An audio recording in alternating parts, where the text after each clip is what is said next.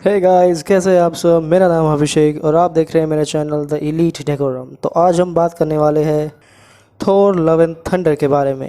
तो देखो यार, आज है सैटरडे, तो इस दिन आज मैं इस वीडियो को रिकॉर्ड कर रहा हूँ और होपफुली संडे तक ये आ जाएगी, पब्लिश हो जाएगी। और आई थिंक कि काफ़ी लोगों ने, मेजॉरिटी लोगों ने मूवी को देख लिया होगा, पर फिर भी मैं बहुत ही कम स्पॉइलर के साथ इसका रिव्यू करने वाला हूँ। अब देखो यार, मैं कोई एक्सपेक्टेशंस लेके नहीं गया था थोर लव एंड थंडर देखने के लिए।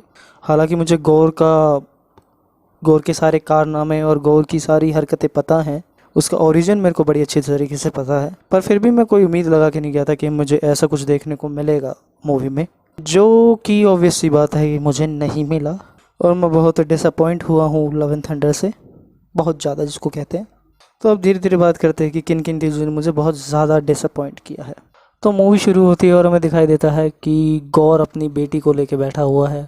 उसकी बेटी जो कि मरने वाली है, उसके प्लेनेट पे पानी की एक बूंद नहीं है, वो दोनों भूखे प्यासे हैं, रेत के बवंडर चल रहे हैं उसके प्लेनेट पर। और उसके गॉड्स जो है वो उसकी कोई भी पुकार सुन नहीं रहे हैं। जैसा कि होना ही था और होता है, गौर की बेटी मर जाती हैं और गौर बेचारा उसे लेके बैठा हुआ होता है। फिर कहीं से मिडल ऑफ नोवेयर उसे उसके गॉड्स मिल जाते हैं, सो कॉल्ड।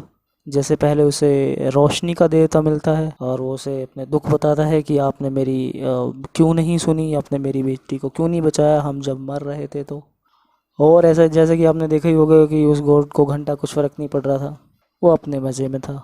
और इसी के साइड में ही नेक्रोसोड पड़ी हुई थी, जो कि गौर को अपने वश में कर लेती है। और गौर उस रोशनी के देवता को मार के वहीं पे उसके गोल्डन गोल्डन खून को निकाल देता है, जो कि मेरे को बड़ा अजीब सा लगा कि गोल्डन गोल्डन खून निकल रहा है, इनका देवता होगा। पर ठीक है, PG-13 की बाउंड्रीज हम सह लेंगे। उसके बाद गौर अपनी जर्नी पर निकल जाता है गॉड्स को मारने के लिए। और हमें दिखाई देता है थॉर थॉर जिसकी कहानी हमें ग्रॉग सुनाता है। अब पर्सनली मेरे को जो दिक्कत लगी वो ये थी कि हमें पहले कुछ बताया ही नहीं गया थॉर और जेन के बारे में। बल्कि थॉर 1 के बाद हमें कुछ पता ही नहीं था जेन के बारे में कि जेन क्या ही कर रही है, क्या क्या कर रही है और उनका रिश्ता क्या था, कैसा था। मतलब उस 2.5-2 मिनट की सीन में, सिनेरियो में हमें बता दिया गया कि इनके बीच ये सब सब हुआ था और उनका ब्रेकअप क्यों हुआ। मतलब हद है यार, किस किस चमकीले मानुष ने ये स्टोरी लाइन लिखी है, मुझे कोई समझाएगा ज़रा कि यहाँ हो क्या रहा है। चलो ठीक है, ये भी देख लेते हैं हम। पर फिर थोर को ऐसा दिखाया गया है कि वो अभी तक उस रिलेशनशिप से निकल ही नहीं पाया है, उसके दिन में खालीपन है। चलो ज़्यादा गहराई में नहीं जाते हैं इसकी स्टोरी में, बट मैं जब थिएटर में बैठा हुआ था तो मुझे इस मूवी में एक भी वाव मोमेंट नहीं लगा।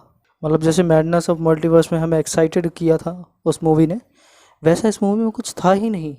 अब देखो यार, मैं कोई इतना बड़ा ज्ञानी तो हूँ नहीं मूवीज़ के बारे में, पर जहाँ तक एज अ फैन बॉय मैं बता सकता हूँ, ये मार्वल का अब तक का सबसे लो काम था, सबसे बुरा काम यही था मार्वल का। मतलब स्टोरी लाइन को चटका दिया है, कैरेक्टर्स को इधर उधर फेंक दिया है, कुछ समझ सब कुछ समझ के बाहर हो रहा है कि ये सब हो क्यों रहा है जो हो रहा है, क्यों। मतलब गौर बच्चों को क्यों किडनैप करेगा, क्यों ही करेगा, वो आएगा और मार देगा। चलो, जेन फोस्टर का थॉर बनना एक अच्छी बात थी, एक्साइटेड था उसके लिए मैं थोड़ा सा। पर जिस चीज़ के लिए मैं सबसे ज़्यादा एक्साइटेड था वो था गौर द गॉड बुचर। गौर की कहानी थॉर के साथ इतनी बुरी है, इतनी बुरी है कि मैं क्या बताऊं तुम लोगों को। गौर की स्टोरी लाइन में गौर को मारने के लिए 3 थॉर लगे थे और गौर ने थॉर को इतना तोड़ के रख दिया था कि वो कुछ करने के लायक ही नहीं रह गया था। पर यहाँ तो सारा सीन ही खराब कर रखा है। और ऊपर से इन्होंने गौर गौर को इतना सुंदर सुशील और दिखा दिया। हालांकि क्रिश्चियन बेल की एक्टिंग मुझे बहुत अच्छी लगी। जब जहाँ जहाँ क्रिश्चियन बेल आए स्क्रीन पर, मैं बस उन्हें देखता ही रहा। उनकी एक्टिंग का तो कोई जवाब ही नहीं है।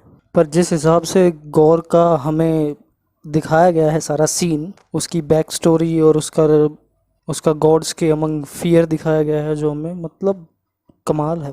वो अच्छा लगा मुझे। मतलब गौर एज अ कैरेक्टर मुझे मूवी में ठीक लगा, पर उस कैरेक्टर के साथ इंसाफ नहीं हुआ मूवी में।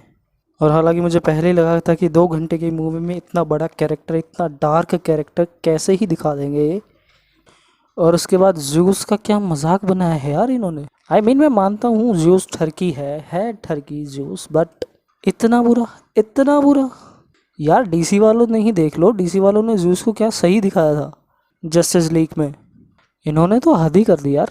और थोर और गोर की फाइट जहाँ हो रही थी वहाँ इटर्निटी के पास, इटर्निटी के एरिया में जहाँ पे वो सारे बच्चे थे, मतलब वो सीन को देख के मेरे को हंसी भी नहीं आई। मतलब तुमने बच्चों को पावर दे दी, बच्चे लड़ रहे हैं, बच्चे वापस भी आ गए हैं। यार कम से कम मार्वल से तो ये सब एक्सपेक्ट नहीं करते हम। और ये फाइट वाइट के बाद उसके बाद जो हमें मूवी में बॉलीवुड ट्विस्ट दिखाया ना भाई साहब, हेड्स ऑफ। टाइका वाइटिटी बहुत बढ़िया। मुझे पहली बार किसी मार्वल मूवी को देख के बॉलीवुड मूवी याद आ गई। मतलब थॉर लव एंड थंडर की एंडिंग और एक विलन की एंडिंग बिल्कुल सेम। आप सब लोगों ने एक विलन तो देखी ही होगी ना, उसमें जो हीरो होता है वो भी विलन के बच्चे को पालता है लास्ट में। सेम यहाँ भी ऐसे ही सेम, मार्वल के हीरोज़ डाल दो और एक विलन की एंडिंग डाल दो, मिल गई आपको लव एंड थंडर। और हाँ, मुझे एक बात और समझ में नहीं आई कि ये गॉर अचानक से अपने गॉड्स के पास कैसे पहुँच गया। आई कोई सेंस बनता है इस सीन का। तो ओवरऑल गाइज मुझे ये मूवी बिल्कुल पसंद नहीं आई। मुझे तो ऐसा लग रहा है जैसे किसी ने मुझे ठग लिया है। तो इन्हीं सब बातों के साथ मैं आपसे लेता हूँ विदा, और मैं आपसे मिलता हूँ अगली वीडियो में। और अगर मेरी बातें अच्छी लग रही हैं तो लाइक शेयर सब्सक्राइब कर देना गाइज। देखो अच्छा लगे तो ही करना, कोई ज़ोर ज़बरदस्ती नहीं है। और हाँ, चैनल पे और भी वीडियोस है वो भी चेकआउट कर लेना गाइज। बाकी मैं मिलता हूँ आपसे अगली वीडियो में। ठीक है गाइज।